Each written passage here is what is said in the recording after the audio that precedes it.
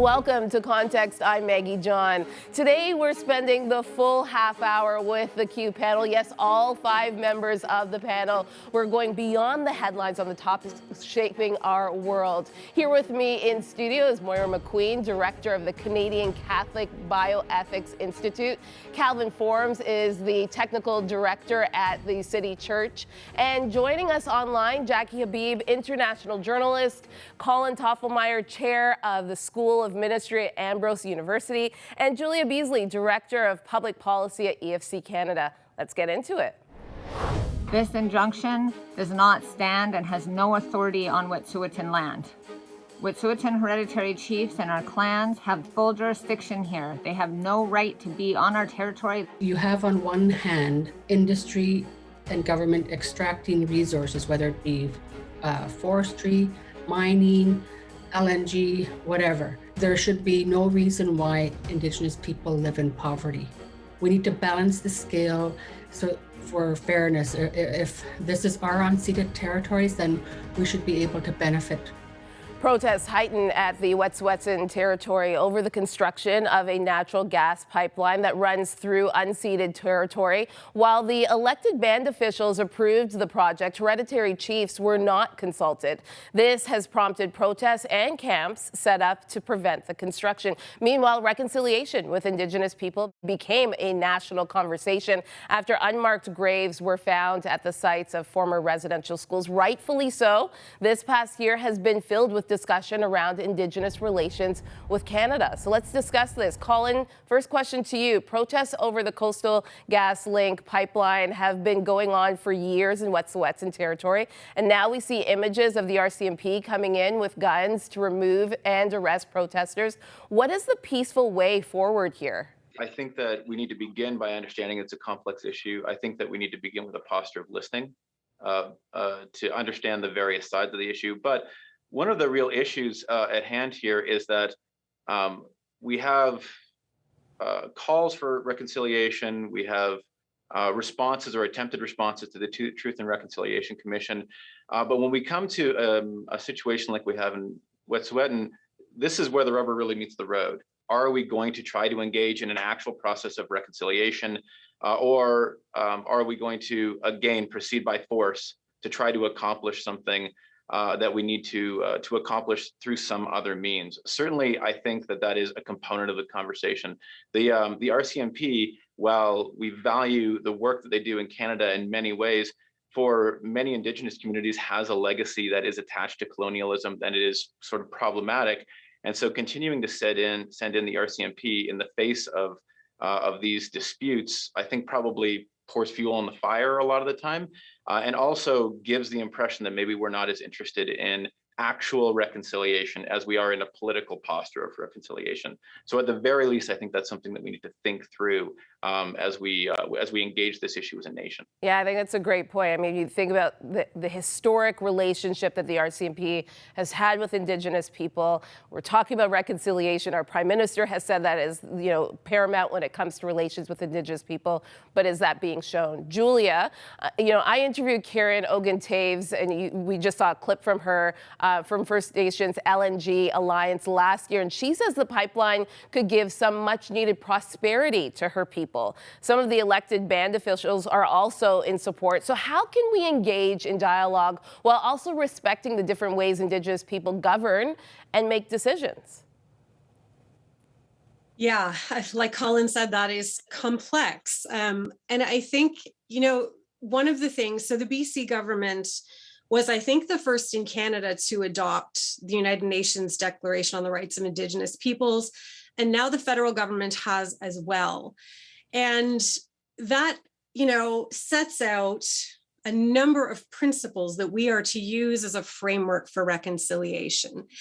And one of those principles is something called free, prior, and informed consent, which I think often gets misconstrued as handing Indigenous communities veto power. But it's not really about that. It's about a different way of doing things, as Colin alluded to. I think what usually happens in situations like this is that governments come to a territory or nation and say, here's what we're going to do. It would be great if you could support it. But I think free, prior, and informed consent calls for a different kind of conversation that looks like bringing everybody to the table and saying, here is the project we're considering. How do these plans look to you? Are there concerns or issues with the plans? Like, does it impact a particular area of cultural or religious significance to the community? Or does it put waters that are essential for drinking water or fishing at risk? And if so, can we come up with a better and different plan that resolves or works around some of those issues and that everybody can get behind? It's a conversation. I think a lot of Indigenous communities, their system of governance is by consensus. That's just how things work. And so this calls for dialogue. It calls for not bulldozing literally or figuratively over Indigenous land rights and titles. And again, it's a way of doing things that differs from colonial practices. So I think it's a process of unlearning old habits and learning how to do things in a different way and approaching these situations differently. Yeah. Calvin, we've heard a lot about reconciliation this year. When the unmarked graves were found at Tecumloops, obviously that conversation heightened. Do you feel like it's fizzled? Do you feel like we've moved on? Yes and no. Yeah. Yeah, I think in terms of the large conversation, you look at social media, even the news, you hear of more bodies and it's just kind of like, yeah, we knew there'd be more bodies. But I do think that there are people who are still passionate. They're having the conversation, they're driving towards some change. I know, at least from some of the young people that I've heard from, there's still a cry that we can fix this in our time, in our generation.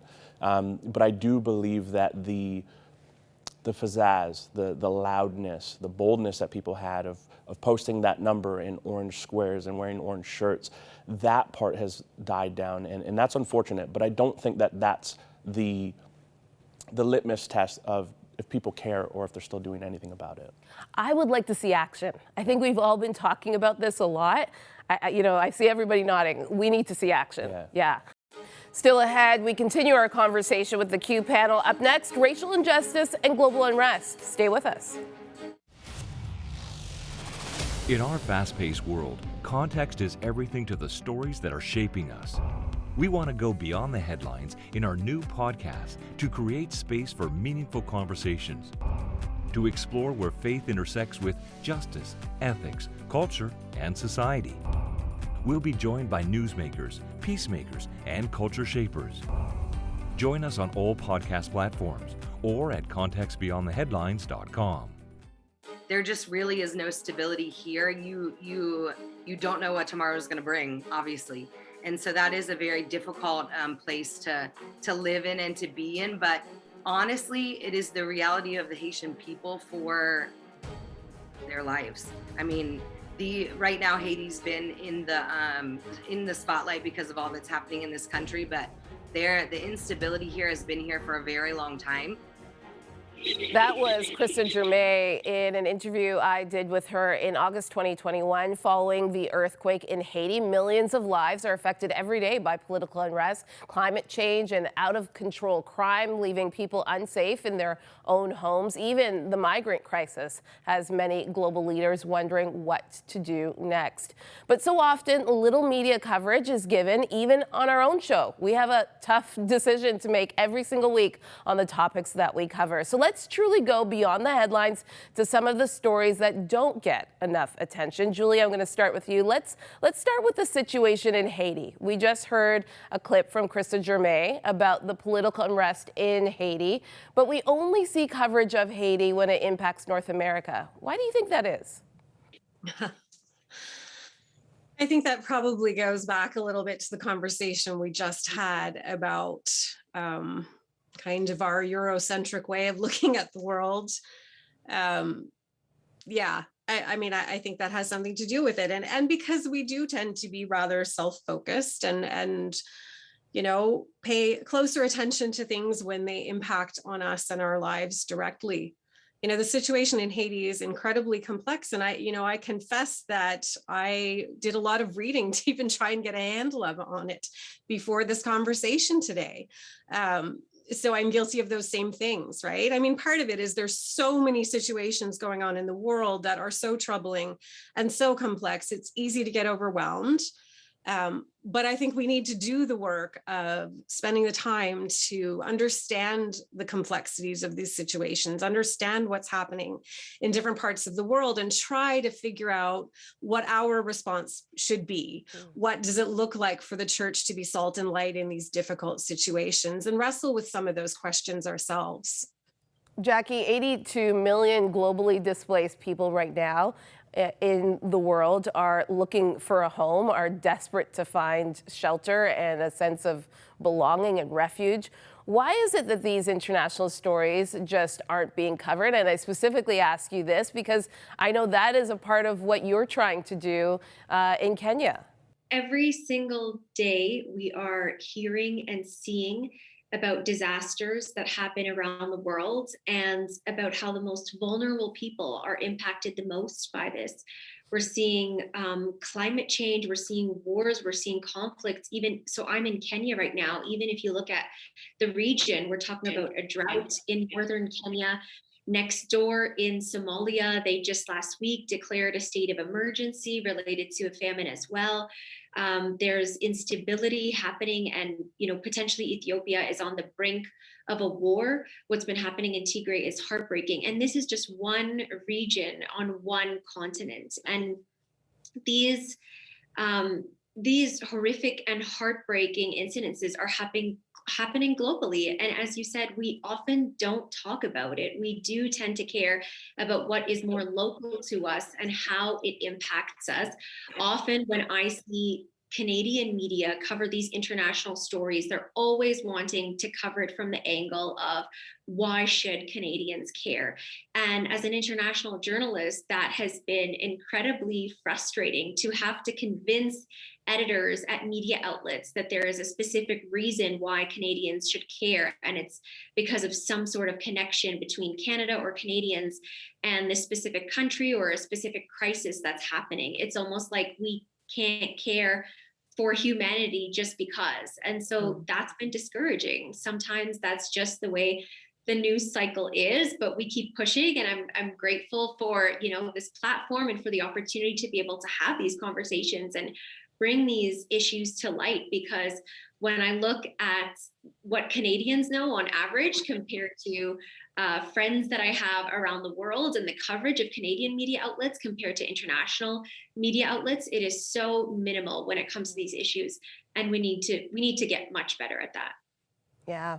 Colin, I want to turn to Lebanon and Yemen as examples of where we don't see a lot of media coverage despite countries being in crisis. The UN says that Lebanon's economic crisis is impacting children, and a UN report says 1.3 million people could die from conflicts in Yemen by 2030. 70% of those are children under the age of 5. When we hear about these realities across the world, how should that impact our perspective as Canadians and, most importantly, as Christians?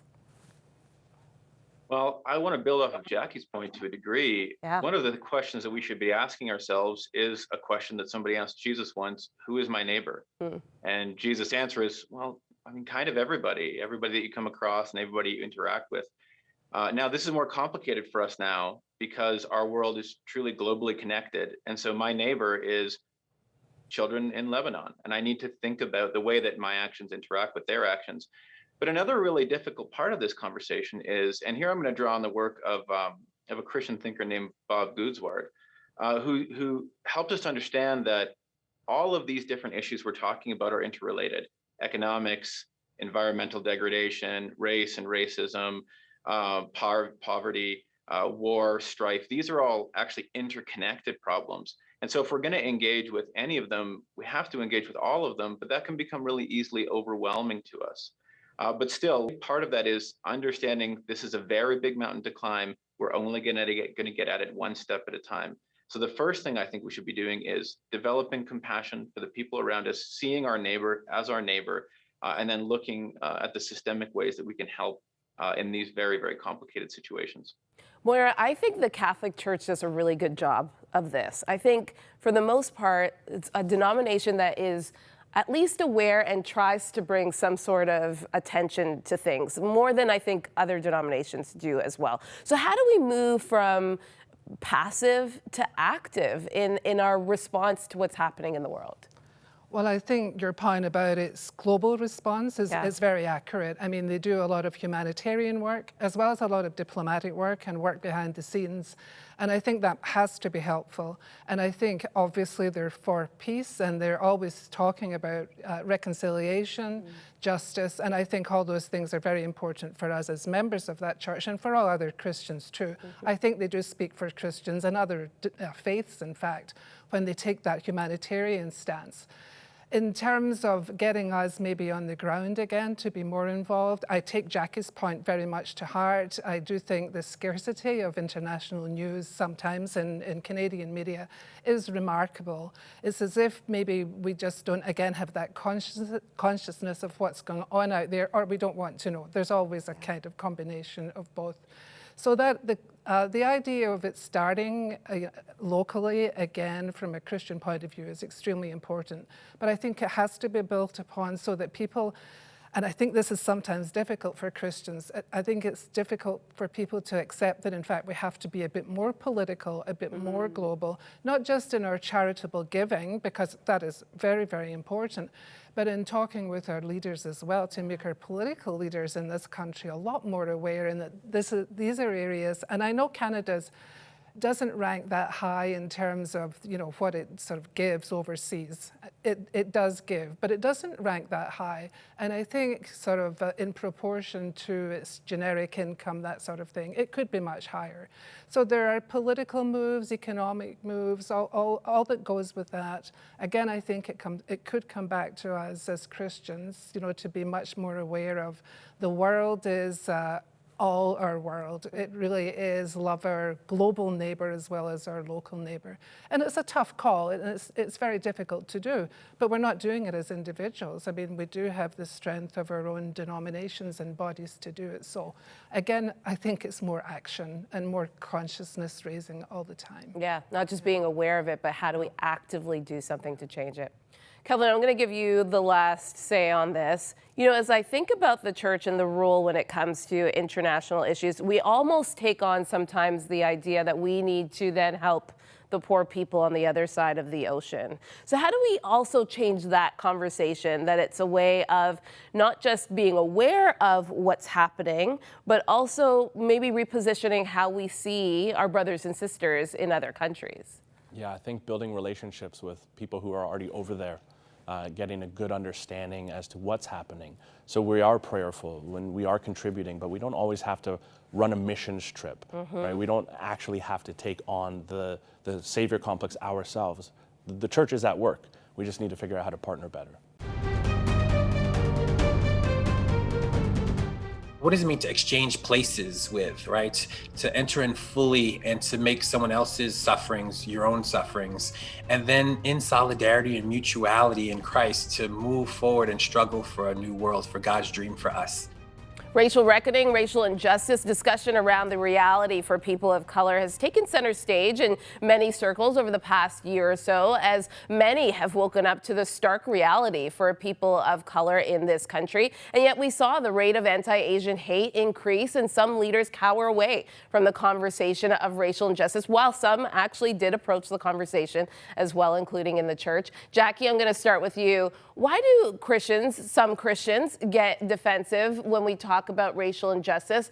If one part of the body is suffering, shouldn't we all feel it? There are so many ways to approach this as a church. One of many that we can talk about is not only, diversity in the church and what it looks like, but how we worship, colonization, and how that has affected our practice of faith. We can start with looking at representations of Jesus as a white man, the very stereotypical image that we have all seen growing up of Jesus, when we know that Jesus was a bearded Middle Eastern man who looked nothing like what we see, in this mainstream representation. And I think even just acknowledging that is a way to welcome people into community and to have these conversations in church. And naturally, it is something I understand that people will be very uncomfortable with, but it is incredibly important. Calvin, I want to talk to you because, again, I feel like there's this hesitancy in the church to talk about race. How do we move forward if there is this hesitance?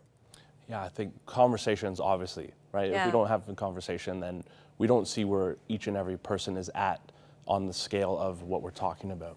I think, though, that it's important to understand where you are as it pertains to the body of Christ, right? If Jesus is the head of the body, he's going to inform which part of the body needs to move to take care of the part that's hurting. And I think a mutual respect on the side of those that are hurting.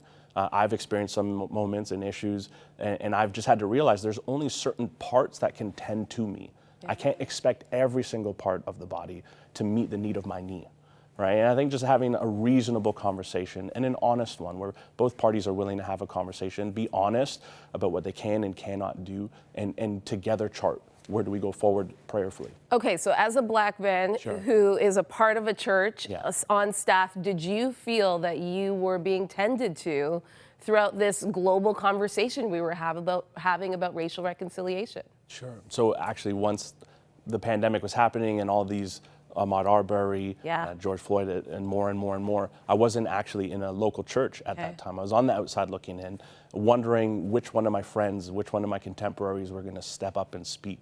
And so I kind of found myself on the fringes, and actually there were a lot of people who reached out to me who didn't look like me, who were willing to have conversations. And I'm happy to be at a church right now where the pastor that I get to serve reached out to me, and he cared for me at a distance, and then once I was back in the province. That's awesome.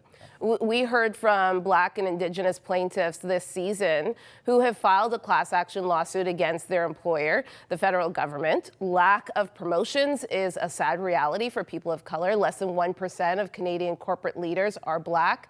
What is the solution, Julia? I think we really struggle with the concept of systemic racism. I think some people struggle because they don't really understand what it means. And I think because most of us don't tend to think in terms of systems. We think in terms of me, myself, and I, or maybe me, my family, and my friends. So a lot of people hear a term like systemic racism and feel, as we said, defensive. The response is, I'm not racist. My friends aren't racist. And you know what? I can't think of a lot of people I've come across who are overtly or consciously racist. But these concepts are not about individuals. It's about the collective, about the fabric of our society. And the reality is that racism is woven into the fabric of so many of our systems and structures, and in some cases into the very foundation of them. And recognizing that doesn't imply that all the people in those systems are racist. It means that our systems and structures, government, policing, healthcare, business, education, and so on, were built from their beginnings to benefit some people and to disadvantage or exclude others. So a lot has been done to try to correct these wrongs, but the reality remains that Black, Indigenous, and people of color are still in many ways playing catch up to others who've had a head start that goes back generations. So, just as an example, hiring or admission policies that appear to advantage racialized peoples are put in place in recognition of that reality and meant to help close that generations wide gap. So all of us, we need to do the work of understanding how those beginnings continue to impact today and work to correct those inequities. And Moira, on that note, what Julia was saying, we look at leadership, and this past year, we talked a lot about diversity and inclusion. How do we make sure that leadership, especially when we're talking about Christians, because we are Christians, in that sphere represent better? What does that mean? What are some of maybe the hard conversations we need to have as a community?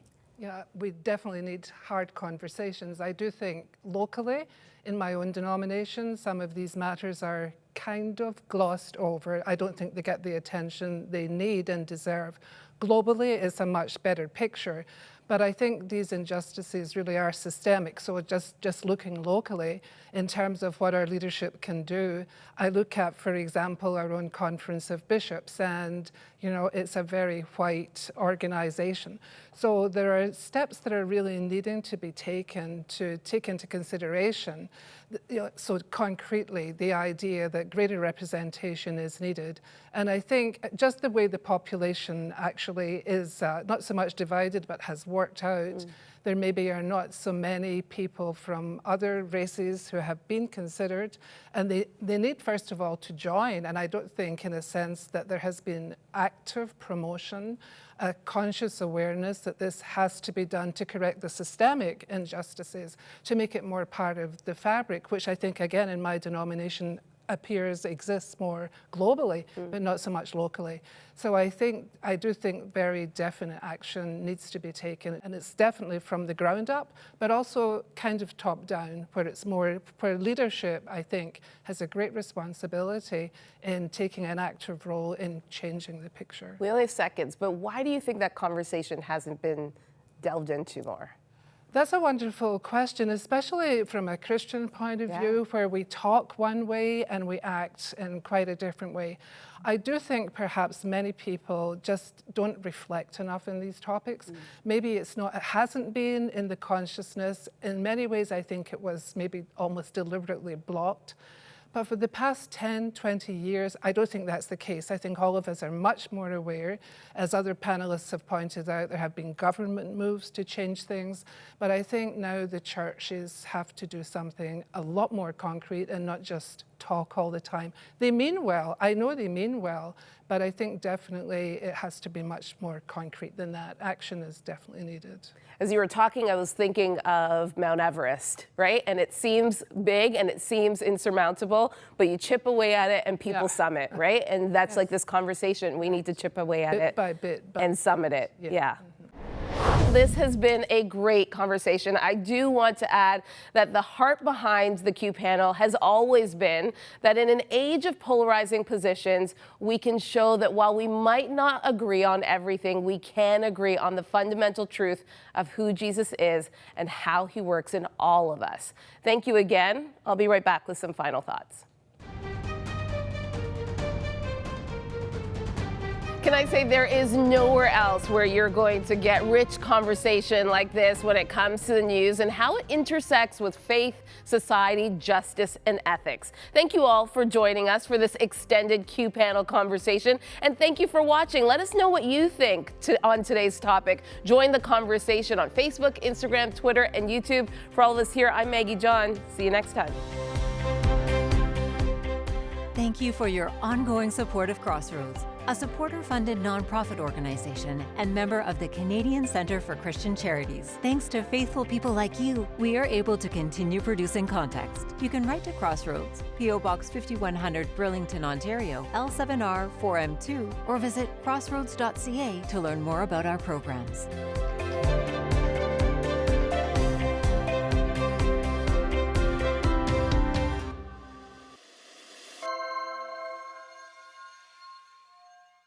Context Beyond the Headlines invites you to an exciting new season. This year, we're expanding our reach with a brand new podcast that will explore the interaction between faith, justice, culture, ethics, and society. As we move forward with this brand new season and the launch of this brand new podcast, would you consider partnering with Context financially? It is because of the generosity of viewers like you that we're able to continue to tell the stories that matter.